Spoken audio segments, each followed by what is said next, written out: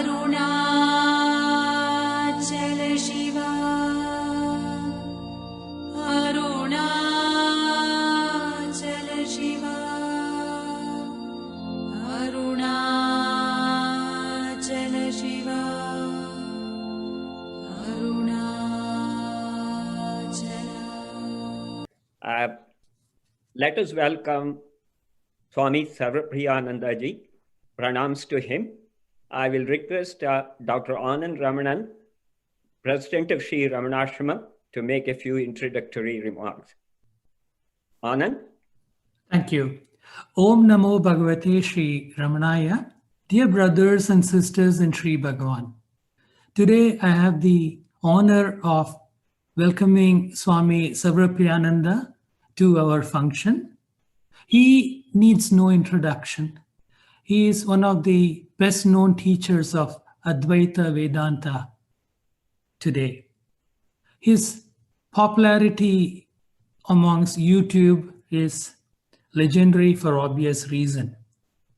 Swamiji joined the mission, Ramakrishna Mission, in 1994, exactly 100 years after the establishment of the Vedanta Society by Swami Vivekananda.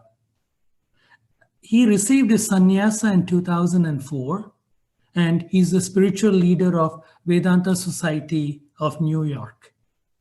Swamiji, you are continuing the rich tradition of several Swamijis from Ramakrishna Mission being associated with Bhagavan Ramana. The talks with Ramana Maharshi and Day by Day with Bhagavan has several anecdotes and deep spiritual questions from Swamijis from Ramakrishna Mission, including Swami Siddheshwarananda. Personally, I remember Swami Ranganananda, the president of Ramakrishna Mission in the 90s, after giving a talk in the ashram, he admonished the ego and said, "Hey ego, ye go." But Swamiji, what is interesting is this tradition started a long time ago. I would like to read from a book, from a passage from Great Swan by Lex Hickson. This describes an ecstasy of Swami Ramakrishna. Quote, Ramakrishna ji says, "Do you know what I once encountered during ecstasy? There is a vast green meadow extending in every direction. Wandering freely through this ineffable expanse, I encounter a 16-year-old boy who has clearly attained realization.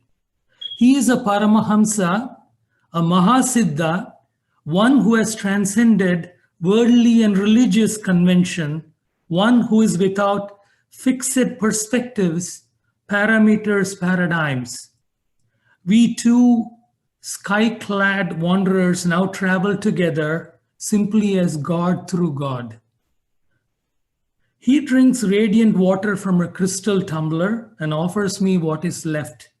I reply tenderly, 'Dearest younger brother, how can I drink what is not new and untouched?' He laughs with appreciation, carefully washes the glass, and presents me with fresh water. By relieving the vision, the God-intoxicated sage is thrown into samadhi." Continuing the same vein, one of the chief patrons of Swami Vivekananda's trip to America, which changed the history of Hinduism, was the king of Ramnad. Tiruchuri, the birthplace of Bhagavan Ramana, is in Ramnad. Similarly, I like to read from Day by Day, where there is a quote from Ramakrishna Vijayam in 1943. Quote, Swami Vivekananda, on his return from America, said in his speeches that South India was going to take a leading part in the spiritual regeneration of the world. In the 20th century, there was going to rise in South India a flood of Atmic power, which would inundate not only the whole of India, but the entire world.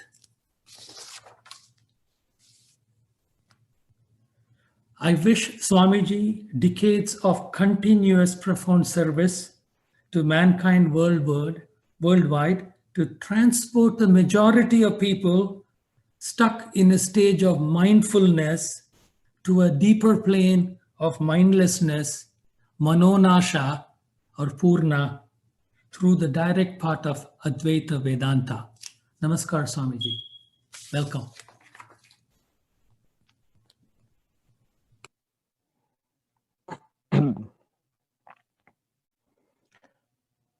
Om Asato Ma Sadgamaya Tamaso Ma Jyotirgamaya Mrityurma Amritam Gamaya Om Shanti Shanti Shanti.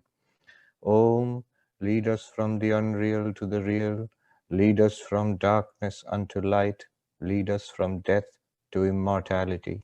Om, peace, peace, peace. Namaskars to everybody. Thank you for having me at this very auspicious occasion, organized by not only by the Arunachala Ashram, but by the Ramana Kendras worldwide. We have the presence of Dr. Ramanan, president from the Ramana Ashram in India. And last night, I was giving a talk to the Ramana Kendra in New Delhi. And Dr. Anand Ramanan was, of course, there. So we meet again across oceans of time and space. You're united by the realization of Bhagavan Ramana, of the oneness of the entire universe. So this morning, I would like to speak about, so yesterday when I was giving a talk to the Ramana Kendra in New Delhi, my talk was based on this book. I think it should be the first one which is through which Bhagavan Ramana Maharshi should be introduced to seekers, the Who Am I? And today also I'll speak about it, but my emphasis will be different today.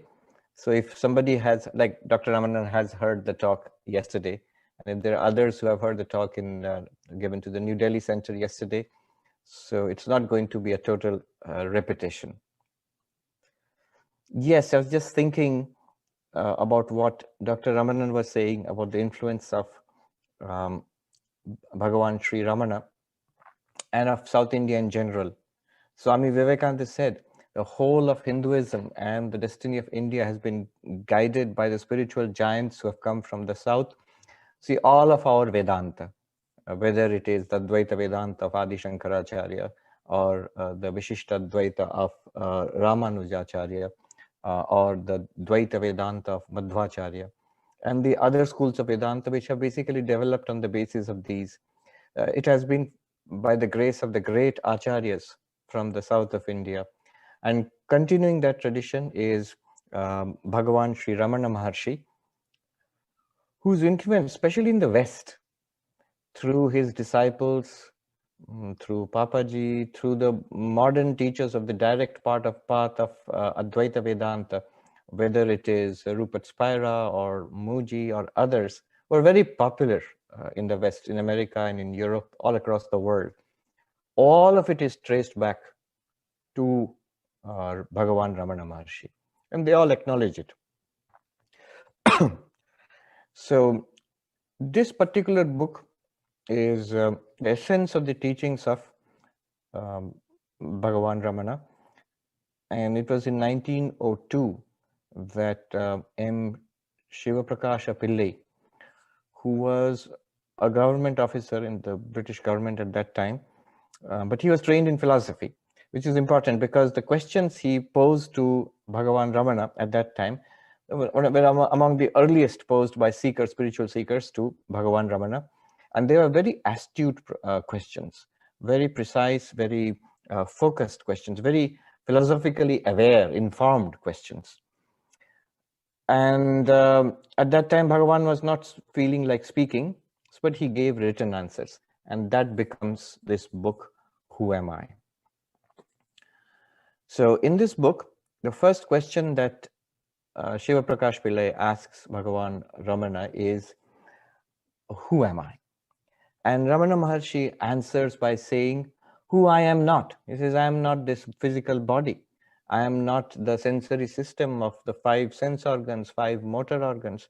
I am not the 5 pranas. I am not the mind, the intellect, the ego, the memory. Beyond that, if you push, you hit a blankness, the avidya or ajnana. I am not even that. And he stops. Then Shiva Prakash Pillai asks, in that case, what am I? And then Ramana Maharshi says, the awareness which is left over, that I am. What is the nature of that awareness which is left over? That's the next question. And Bhagavan replies, it is Satchidananda, existence, consciousness, bliss. Now it is very interesting to note that when Bhagavan was asked, who am I? He should have said, you are Atman, you are Satchidananda, Chidananda, Rupa, Shivoham, I am of the nature of consciousness, bliss, I am of the nature of Shiva. He did not say that. He answered by saying, what I am not. The question was, what am I? And he answered by saying, what I am not. The reason for this is that we have mistaken ourselves, the self itself, it has been mistaken for this body-mind complex. We are convinced. It's not that we think we are body and mind. We are completely convinced. We have no question, no doubt about it, that we are this body and mind. Unless this delusion is cleared up, the real self cannot be revealed. Unless I know what I am not, what I am will not be revealed to me. Another reason is, what I am not, this body and mind, objects, it can be appreciated, it can be experienced directly. These are objects of knowledge. What I am, the self, is the knower itself, and it can never be an object of knowledge. So you cannot directly teach it. You can only teach it indirectly by showing what you are not, and then you grasp it intuitively. Later on, in the 4th, 5th, and 6th questions, Shiva Prakash Pillai asks, very, very crucial point.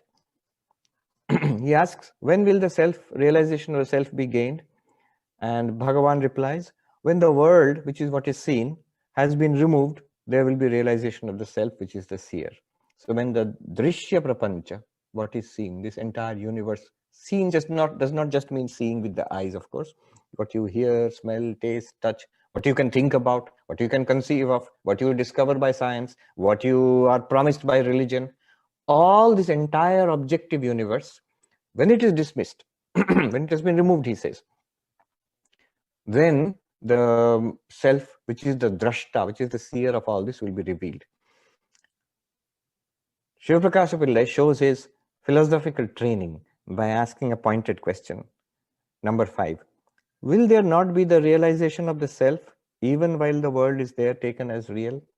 So this world is there, and also body and mind are there.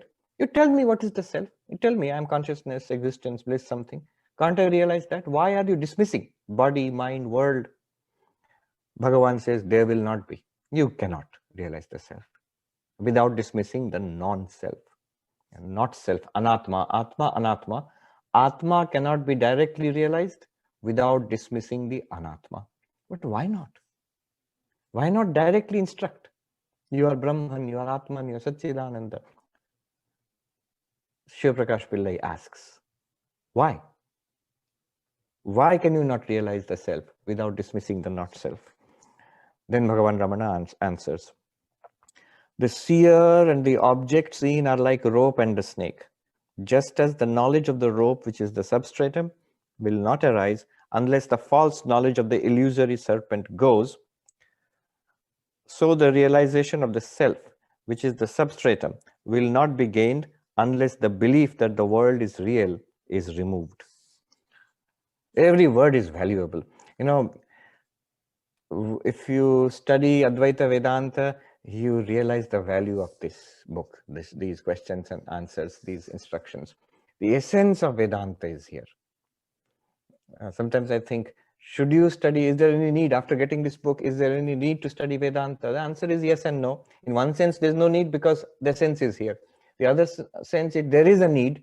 The more you study Advaita Vedanta, the more you are familiar with the texts, at least the Upanishads and the commentaries, Bhagavad Gita and the commentaries, the more you will appreciate this. How precise, powerful, and how deep the questions and the answers are. So every word of this answer, he says, it is like the rope and the snake. You cannot get the knowledge of the rope. The rope is real. We remember all the classic example that the rope was mistaken to be the snake. Similarly, Brahman is mistaken as this world. I am Atman, Satchidananda, but I think I am the body and mind. So this is rope and snake. Now, the knowledge of the rope, which is reality, cannot be gained unless you dismiss the snake, unless the snake is known to be false. Unless the snake is known to be false, you cannot gain knowledge of the rope. If you think that there's a snake and somebody comes and tells you, look, the reality is rope, what will happen is, oh, that's a snake, let me start looking for a rope. No, the real teaching is that snake which you see is false. It is not a snake, it is a rope. There itself you must investigate. Here itself in this body mind, this experience we are having, this experience of body mind. I am this body mind. Investigate this. Don't start looking for some other thing called Atman, self, Brahman, Satchidananda. Right now, please investigate your own experience. It reminded me so much of Shankaracharya, more than 1200 years before Bhagavan said this. Shankaracharya uses the same language in his commentary on the Mandukya Upanishad, the Mandukya Karika, in the Bhashya on the Mandukya Karika. Shankaracharya points out that this Mandukya Karika has 4 chapters. The second chapter of Mandukya Karika, Vaitathya Prakaranam, the chapter which talks about the falsity of the universe. What's the necessity of talking about the falsity of the universe? And Shankaracharya points out that, let me read it out, I marked it here. Adi Shankaracharya, he writes, Yasya dvaita prapanchasya upashame advaita pratipatti rajvami vasarpadi vikalpa upashame rajju tattva pratipatti tasya dvaitasya hetuta vaitathya pratipadanaya dvitiyam prakaranam. Second chapter has been started. Second chapter of Mandukya Karika. He started for what reason? He says, just as if a rope has been mistaken as the snake, then sarpadi vikalpa upashame. You must first deny this snake or other alternatives which have been imagined. The story goes like this, that 3 friends were going in the semi-darkness, sort of, they saw something. It was actually a rope, but they did not know it. They saw something and they made a mistake. Each person made a mistake in his own way. One person thought, it's a snake. Mistake, it's not a snake, actually it's a rope, but it's a snake, he thought. A second person thought that it's a flower garland discarded from the nearby temple. The third person thought that no, it's a crack in the earth caused by the last earthquake. The 3, these are called vikalpas, imaginations which are superimposed on the reality. 3 vikalpas, snake, and the crack on the earth, and the flower garland. Shankaracharya says, Sarpadi vikalpa upashame. You must first negate, you must see the falsity of these vikalpas, snake, flower garland, crack on the earth, or any other kind of imagination. Whatever falsity has been superimposed on reality, one must first see through. One must investigate that. One sadhu in Uttarakhand said, what is the deep purpose, the spiritual purpose behind teaching the falsity of the universe? Spiritual purpose of teaching the falsity of the universe, Jagat Mithyatva. And there's a lot of philosophical discussion about it, metaphysical, epistemological discussion about it. But spiritually, we are spiritual seekers. For us, what is the importance of knowing the falsity of the universe? Twofold, that sadhu said. One, he says, upar, on the surface, it is to inculcate vairagya, dispassion for what is seen, the world, external world, which we are terribly engaged in. You must step back from it. There must be some kind of, you need not become a monk. You need not go and sit in a cave like Bhagavan Ramana, but internally, mentally, you must be like him. You must be monk-like internally. What is that? Vairagya. Step back from it. And you can only step back from something only when you realize it's false. That it is an appearance. It's not real. no matter whatever delicious foods are shown on a movie screen. I remember when we were kids, there was a first 3D movie, three-dimensional movie. And you have to go into the cinema hall and they will give you a pair of glasses, which you put on, and then the images will appear in 3 dimensions. So it was some kind of mythological Ramana and Mahabharata, something was there. So in which I still remember, when the arrows are being shot, it seems it's coming out of the screen towards you, and everybody was ducking.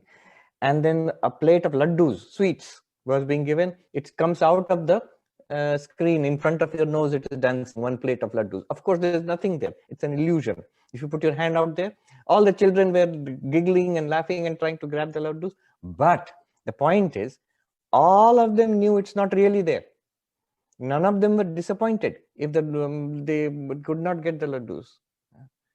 When they were ducking the arrows which are coming towards them, none of them were really scared that they're going to be hit by an arrow. It's all fun.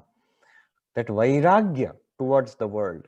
The worst of terrors do not terrorize you. The greatest of temptations do not tempt you. Only when you know it's a movie, 3D movie. So, first teaching of Jagat Mithyatva. Jagat Mithyatva, the first purpose of that teaching is to inculcate, is to develop this vairagya in us, that after all, it is not worth being scared of, it is not worth being tempted by this world. Vairagya, dispassion. Only then Vedanta becomes possible. But that sadhu who told me this, he said that there is a deeper reason, not just vairagya, the deeper reason. Deeper reason is actually what brings us to this topic Bhagavan Ramana is talking about. What is the deeper reason behind teaching the falsity of the world? The deeper reason is this. By teaching the falsity of the world, one is pointing to the reality. When you say, it is not a snake, it is a rope, you are teaching the falsity of the snake and thereby pointing out that the real rope is right there. The real rope is being mistaken as the snake. Where is the snake? There. Where is the rope then? There itself. By teaching Jagat Mithyatva, you are teaching where is Brahman? Where is that ultimate reality? There itself. Where you are seeing it, there itself is that ultimate reality. Where you are seeing this world, here is Brahman. Where you are experiencing I am body and mind, here is the self. So this is what Bhagavan Ramana is pointing towards. Exactly same language. Rajjvam iva sarpadi vikalpopashame, rajju tattva pratipatti. You realize the reality of the rope by negating the false snake or flower garland or crack on the earth. Rajju vikalpa, sarpadi vikalpa upashame, the false snake, flower garland or crack on the ground, and you realize that the rope is true. Similarly, he says, Shankaracharya says, Dvaita prapanchasya upashame advaita pratipatti. By the negation of the appearance of multiplicity, Dvaita prapancha, seeing that the world is false, that the other than the self, the non-self, the anatma is not real. By seeing that, then only the reality of the self is revealed. Look, now let me read Bhagavan Ramana's words. Realization of the self, which is the substratum, will not be gained unless the belief that the world is real is removed. Literally same words used by, same example also used by Shankara and by Bhagavan Ramana. Let me move on to the topic which I really want to touch upon today, which is, so here itself, which is the actual technique of self-realization, where is something very unique, the crucial, the core teaching of Bhagavan Ramana. So here itself, what we have got now is, here itself is the Atman, the self. It is not something distant. What we do in Advaita Vedanta, or what Bhagavan Ramana is teaching, is not something separated from us in space.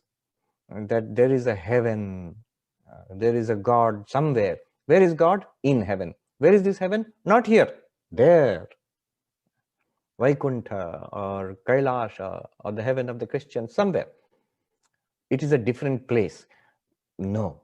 What Vedanta, Advaita Vedanta is saying and what Bhagavan Ramana is saying is that that ultimate reality is everywhere. It's not a separate space. It is everywhere and it is here. Most important, here. It is not separated from us in time.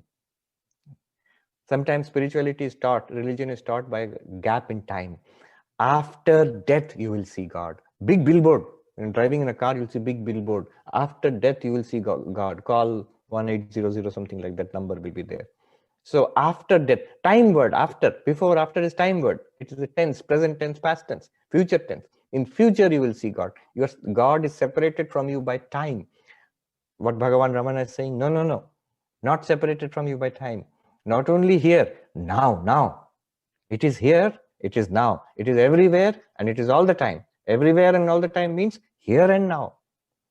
Not only that, most important, the ultimate reality, God, is not a separate entity, another object separate from you.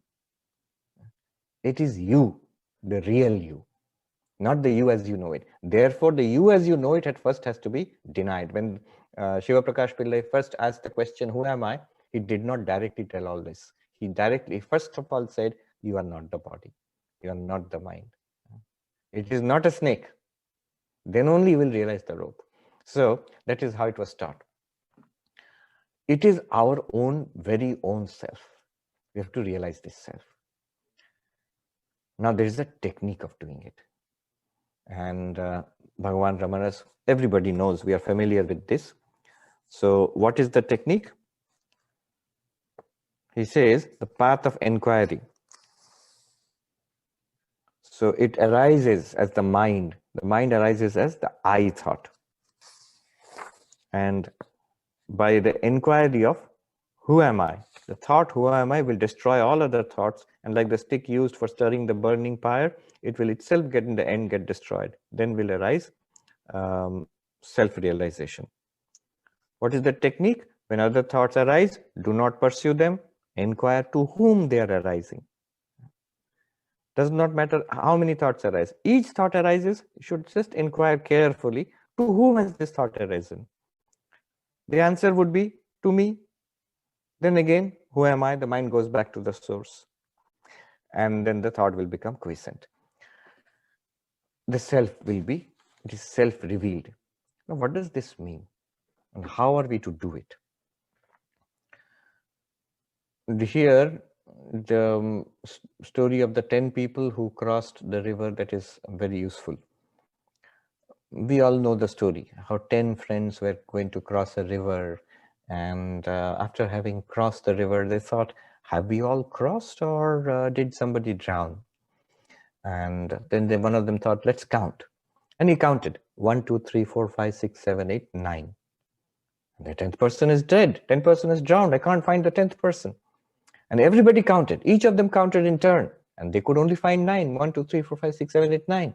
Obviously, they were not counting themselves. So they started weeping and wailing. Our friend, the 10th person, is drowned. Certain gentleman was passing by and he asked, my friends, why are you crying? Oh, sir, what a tragedy. The 10th person has drowned. We were 10 friends crossing a river, and after crossing, we find that the 10th person has drowned. How do you know the 10th person has drowned? So we counted. We found only 9. And that man must have counted, and he must have seen that 10 people are there. He realized what the problem was. And he said that the 10th person is there. The Guru comes and tells us, Atman is there, Brahman is there, God is there, some ultimate reality is there. Where? Those people started asking, where? We don't understand. The man said, believe me, it is there. This is Paroksha Jnana, not direct knowledge. We are told by Vedanta, by the Guru, by the teacher, there is this ultimate reality. But it's not enough to tell that there's ultimate reality. It says, you are that ultimate reality. It's not enough to say that also. We have to be shown that I am that ultimate reality. So how did that man show that the 10th person is there? He said, count. And they said, we have already counted. Please count again. Show me. And they started counting. 1, 2, 3, 4, 5, 6, 7, 8, 9. One of them counted. And this man came and he turned the hand of this person towards himself, the counter, and said, thou art the 10th. Dashamastwamasi. Thou art the 10th. And this man got it. Oh, I am the 10th. 1, 2, 3, 4, 5, 6, 7, 8, 9, 10. And the others were saying, let me try, let me try. Each of them tried and they found that the 10th person was there. 1, 2, 3, 4, 5, 6, 7, 8, 9, and 10. Now, how do we apply that?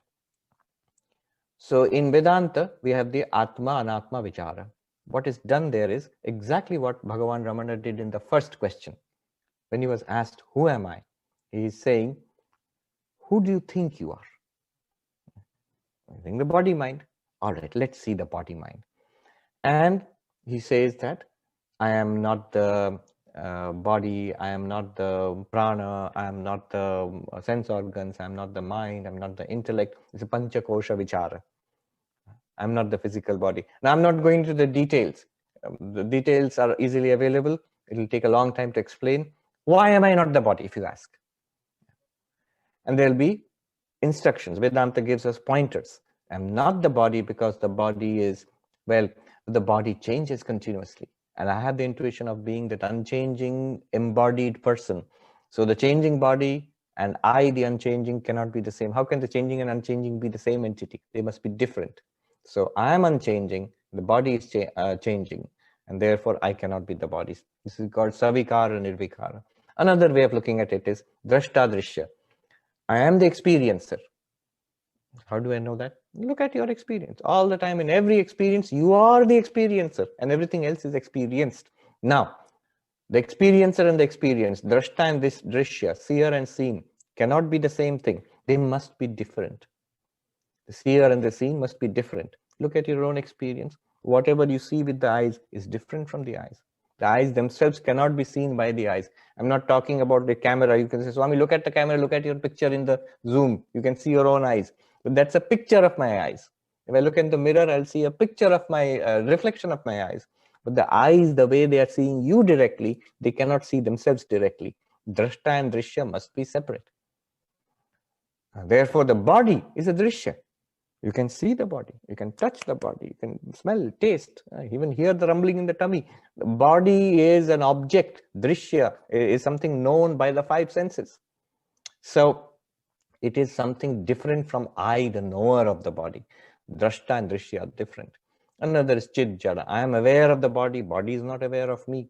So chit and jada, conscious and non-conscious, chetan and jada, sentient, insentient. Because of these reasons, I am not the body. Because of the same reasons, I am not the prana. Apply the same reasons and see.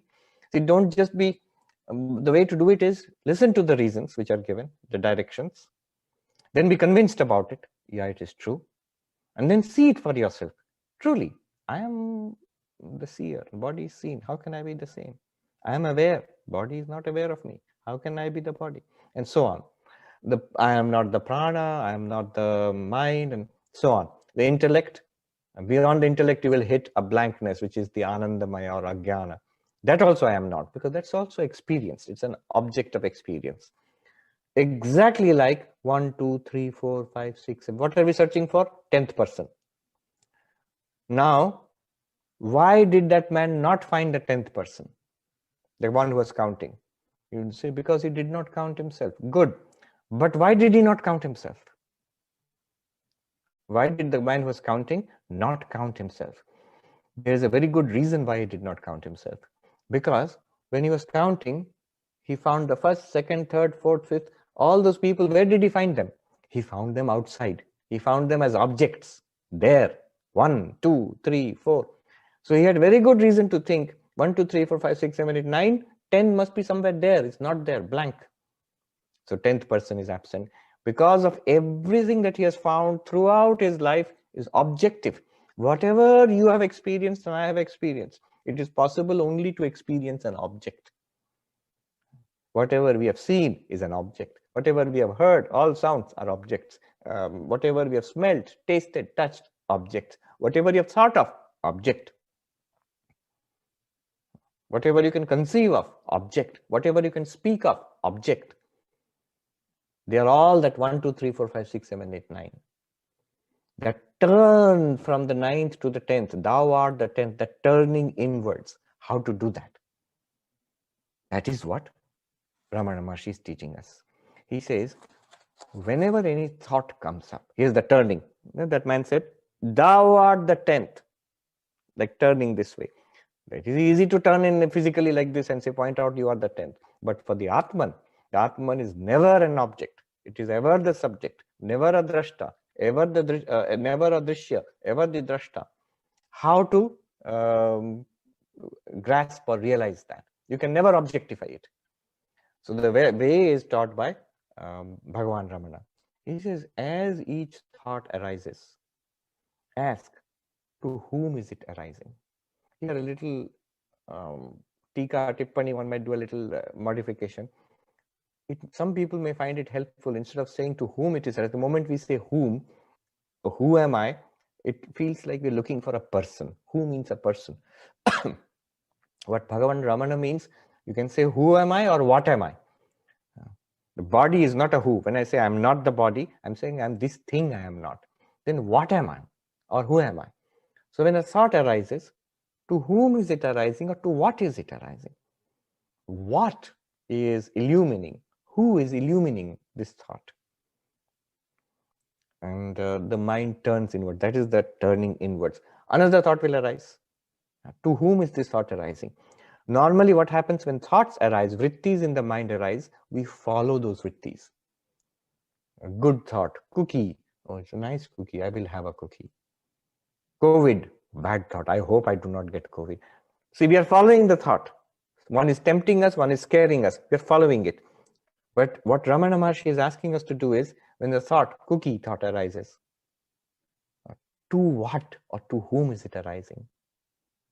Mind may give some kind of, especially if you read Vedanta, some theoretical answer the mind will give. Oh, the mind, it is a vritti, cookie akara vritti in the mind. Yes, but this thought itself is arising to what? As we turn inwards, you will hit a blank. If the mind calms down, mind will become very quiet. Quiet mind is arising to whom? The quiet mind, the peace, the blankness, the absolute silence. Who or what is the witness of that absolute silence? Why would you ask that? Because it is witnessed. If there is an absolute silence, it is being experienced. That is not the self. It is being experienced. If you keep doing that, the mind will be extinguished. And yet you are there.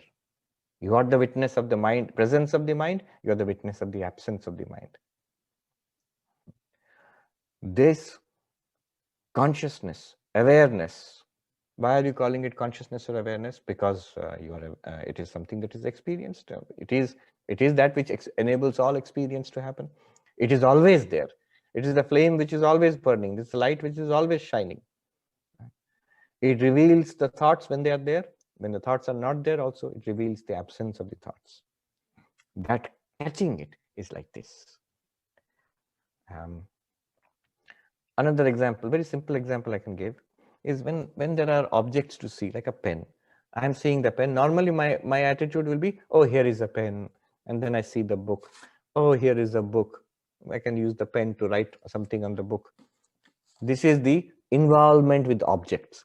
But suppose I do this. Here is a pen. My eyes, the eyes are seeing the pen. By looking at the pen, I become aware of the eyes. Eyes are seeing. Listen, I cannot see the eyes. I can only see an object. The eyes cannot see themselves. But we can use the object to become aware of the eyes. Without seeing the eyes, we can become aware. With the eyes, pen is there, which means the eyes are seeing the pen. Book is there, which means eyes are seeing the book. Now I'm not following the book thought. I'm not following the pen thought. I'm not thinking with the pen I will write on the underline on the book. No. Everything that I see reminds me of the eyes, because the eyes are seeing it. In the way I notice, I recognize the presence of the eyes. This is an example. What Ramana Maharshi asks us to do is more subtle. Every thought, every objective experience points back to the subject. Don't get involved in the thought. Don't try to, if it's a good thought of God, and let me hold on to that thought. No. If it's a bad thought, worldly thought, let me get rid of that thought. No. Every thought that comes, I, the consciousness, am revealing that thought. That's also a thought. Their words will cease. The light alone reveals that thought. Every thought, every sense experience is lit up by you, the awareness. The Upanishad says, Tameva bhantam anubhati sarvam, tasya bhasa sarvamidam vibhati. That shining, all else shines. That means that light, that self, that consciousness shining, all else. All else means your mind. Shines means not that you become radioactive or something. It is revealed to you. It is known to you. Your senses, the ability to see, hear, smell, taste, touch, all is possible because of that central awareness. Thoughts are possible, emotions are possible, happy, sad, everything is possible because of that. Tameva bhantam anubhati sarvam. Tasya bhasa sarvamidam vibhati. By its light, everything here is lit up. That shining, everything else shines. By its light, capital it. By its light, everything is lit up. More clearly, what Bhagavan would say, Bhagavan Ramana would prefer, you say, you shining, everything else shines after you. By your light, everything is lit up. By your light again, you and the light are the same. Rahu Shiravat like. So you and the light are the same. You, by you, the light, everything is lit up. That light cannot be objectified. You are that. You settle down in that. Settle down means recognize it's always there. One more point and I will stop, then we can take questions. So does this mean world will not be seen? So often when you read Bhagavan Ramana, you feel he's saying that you always remain in samadhi, keep your eyes closed, don't think, let the mind be shut down. No, he's not saying that. Look at himself. He himself, he used to walk around and talk, and he would sit in samadhi, he would get up and look at people. He had an interiorized state, he had an exteriorized state. He had a physical body. Does enlightenment mean that the body will be damaged? No. Will the brain be damaged by enlightenment? No. So if the body is there, brain is functioning, mind is also functioning. What does he mean? He realizes that there's Atman is the only reality. Body, mind, and universe are appearances. Let us read carefully again. He says in answer to the 6th question, realization of the self, which is the substratum, like the rope, will not be gained unless the belief that the world is real is removed. The belief, the conviction, this is a real external world. It is a real body. The real thoughts are there. This is gone. Mithyatva Nishchaya. Mithyatva Nishchaya means a clarity, an insight into the appearance nature of the world. If the world is an appearance, then you are the reality. You, the experiencer, are the reality. This can be proved logically. Huge amount of dialectical work has been done on this. And to your satisfaction, it can be demonstrated logically also. But what Bhagavan Ramana wants us to do is to intuitively realize it. Once you realize it, after that, get up and walk and talk. Want to go to your office and do the work? Yes. Go to the Ramana ashram and do the work there? Yes. And without doing any work, sit quietly in meditation? Yes.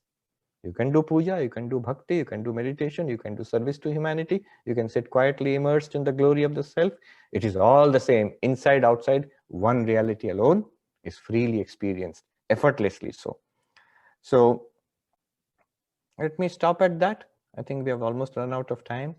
And the remaining time, are there any questions? Then we can ask, we can discuss it, and that will be better. Thank you so much. Pranam Swamiji. I have a couple of questions the devotees wanted to ask you. The first one is, since we know that the laddu on the screen is not real, we should lose our attraction to it very quickly. Yes. Some attraction still remains. Is it only by the Guru's grace alone that a residual attraction can be eliminated? Direct answer to your question, yes, by the Guru's grace. But remember, residual attraction is there. Why? Residual attraction is there because of samskaras. I know there are real laddus in the world, real cookies in the world. This 3D cookie in the movie may be false, but it reminds me of the real cookie, which I may go and afterwards have a cookie and enjoy it. But here we are talking about the falsity of the world itself. There is no real object outside this world. Everything in the world is an appearance. Brahman alone is the reality. So if this clarity comes, then all the desires of the heart, this is the Upanishadic language, all the desires of the heart, they melt away. Not that you'll be left in a very boring, desireless state. It will be purnatvam. You will feel forever fulfilled. Yeah.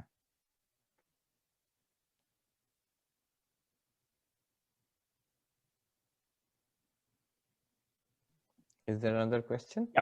Yes, Swamiji. Bhagavan says, Ramana Maharshi says that there is no absolute difference between the dream and the waking state in the text, Who Am I? As it seems to us that the dreams differs each time, while the waking state seems very constant to us.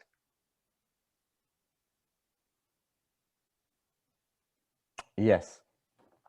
So the question is, Bhagavan Ramana seems to say that there is no difference between the dream state and waking state, whereas we see that there is a difference. What is the difference if you are asked? Well, one thing we see that the waking state is constant, in the sense, I go to sleep here in this ashram in Manhattan, and I dream about something, and wake up here in the same bed in the same ashram. Every day, the same thing. I wake up in the same place. So the waking state seems to be constant. But every night when I dream, different dream. So dreams and waking are not the same.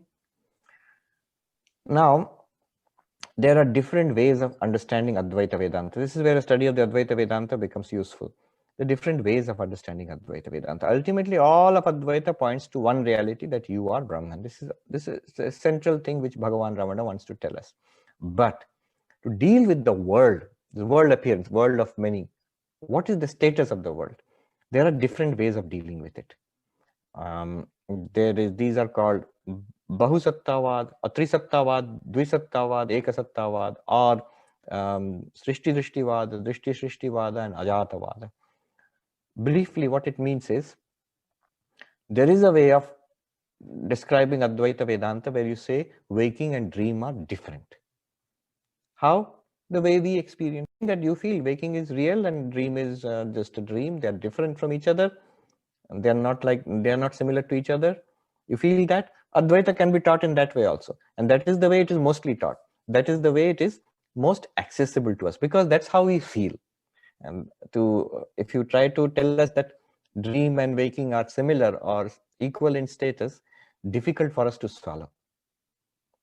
So we are taught that there is a waking world, and that is more real than the dream, and this is called Srishti Drishtivada. The world has been created how God created the world, and I have been born into it, and now I'll be shown step by step how to realize my true nature as Brahman.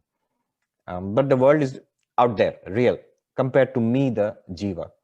And so waking world is more real than the dream world. This is the preliminary way of teaching. What Ramana Maharshi is doing is a more advanced way of teaching Advaita Vedanta. So the preliminary way of teaching is called Srishti Drishtivada. Srishti is there, and then you see. First Srishti, then Drishti. Is also called Trisattavada. 3 levels of reality. One ultimate reality, Brahman. Ultimate reality, Paramartha. But there is a transactional reality. What is the transactional reality here? You are there in Queens, in the Arunachal Ashram. I'm sitting in Manhattan, the Vedanta Society. Dr. Ramanan is sitting in Tiruvannamalai in the Ramana Ashram there.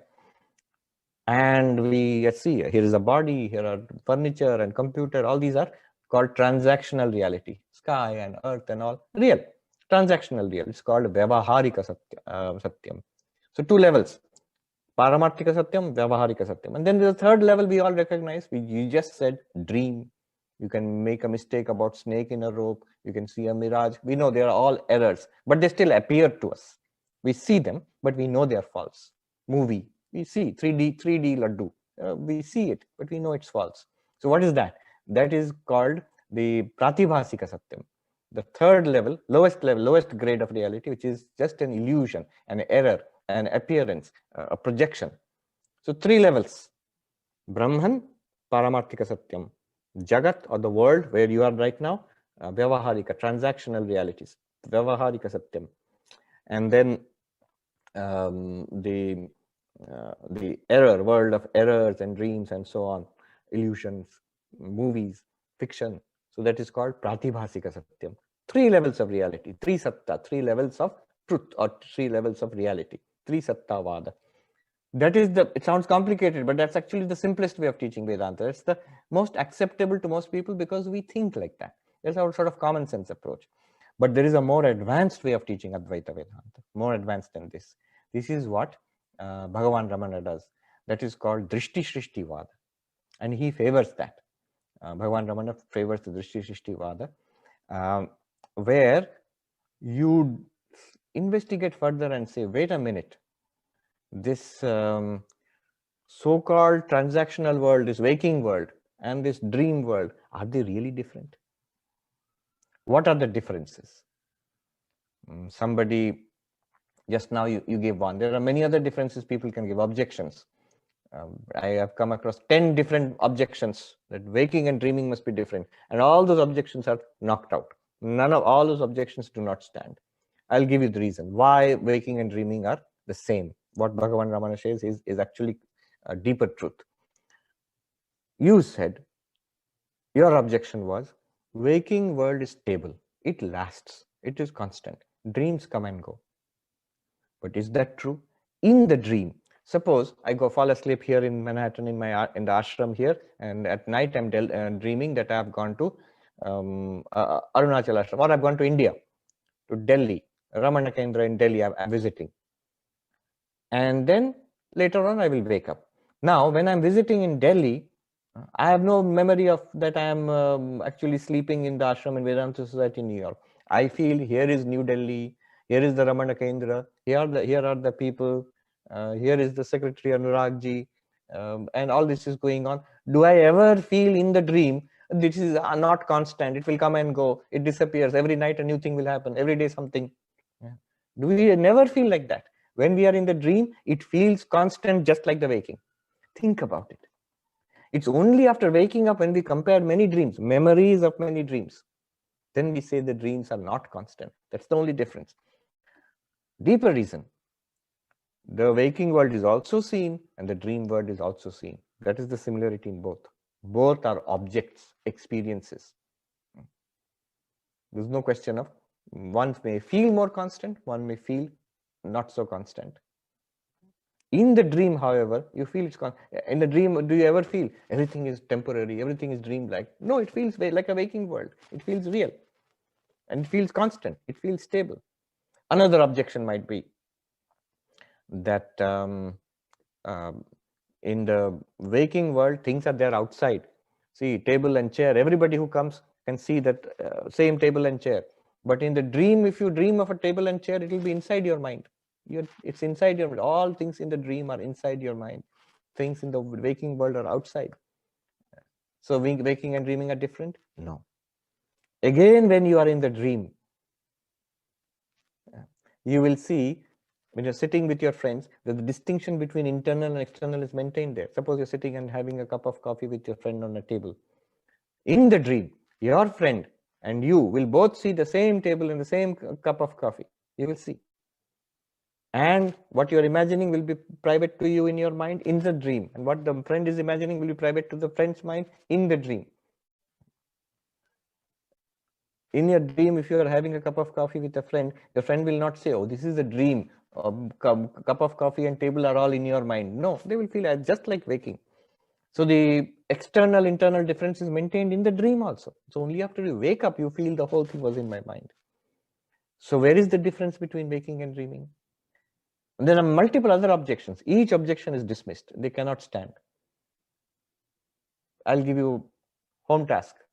Suppose somebody says, assignment, suppose somebody says that in a dream, the things in the waking world work, practical efficacy. I feel thirsty. If I drink the water, my thirst will be quenched. But the water which I had dreamt in my dream, that cannot quench my thirst. Dream water cannot quench my thirst. Money in the dream, I won a lottery in the dream. Can it buy food for me at Whole Foods or Trader Joe's? No.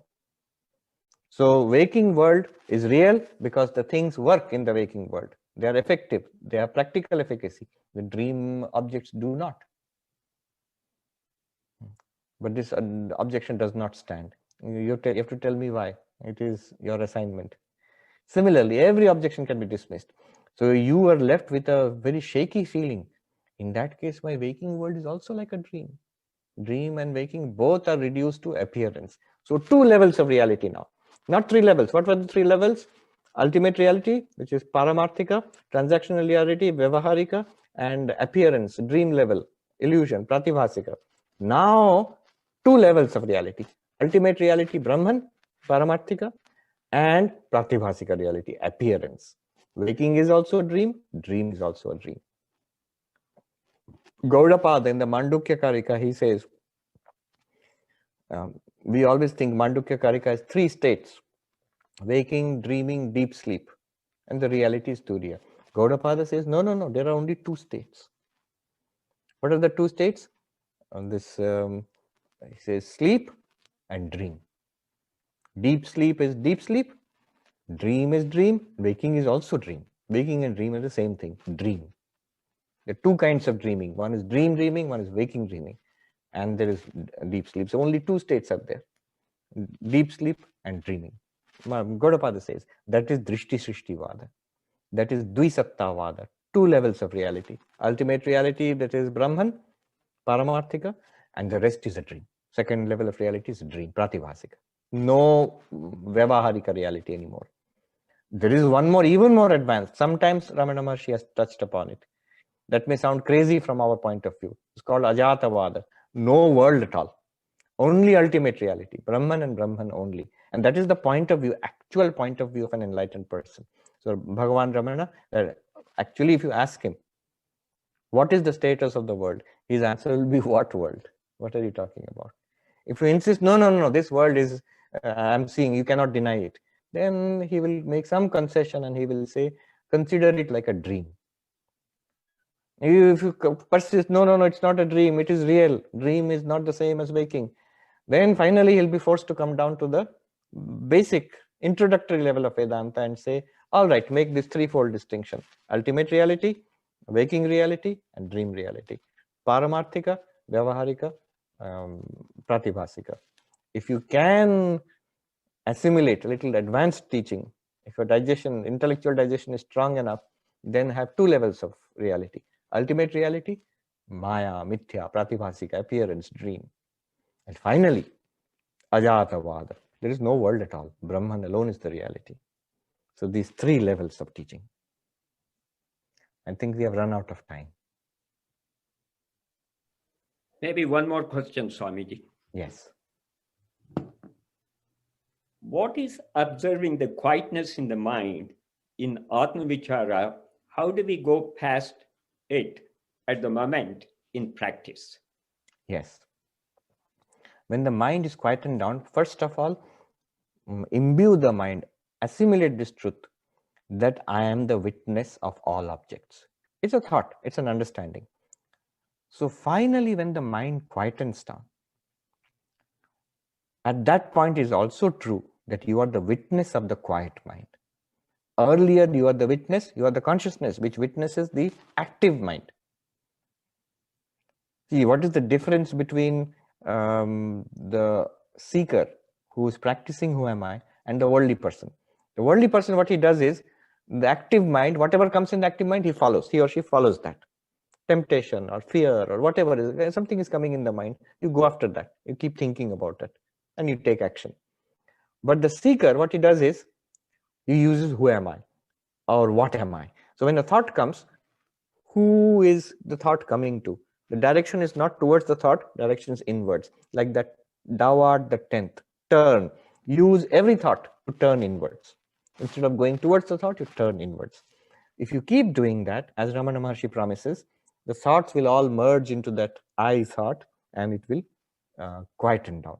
Quiet mind. That is the level of samadhi. If you really quieten it, it will become absolutely samadhi. But if your mind is surcharged with the thought, I am the witness of all experiences, then I am the witness of that samadhi also. From there, you must do one last turning inwards. But you can't do it with thought. If you think again, one more thought will come. It will happen automatically. It will be dropped. So the last instruction will be, having understood all this, keeping all this understanding in mind, that I am the witness of the active mind, I am the witness of the quiet mind. For a few seconds also, 2 seconds, 3 seconds also, if you quieten the mind, absolute quiet, I am the witness of that. It will go beyond. These are just language, but it will not be in the level of language. The last instruction would be, when the mind is quiet, no thought, no activity, absolutely peaceful, drop that. Drop it.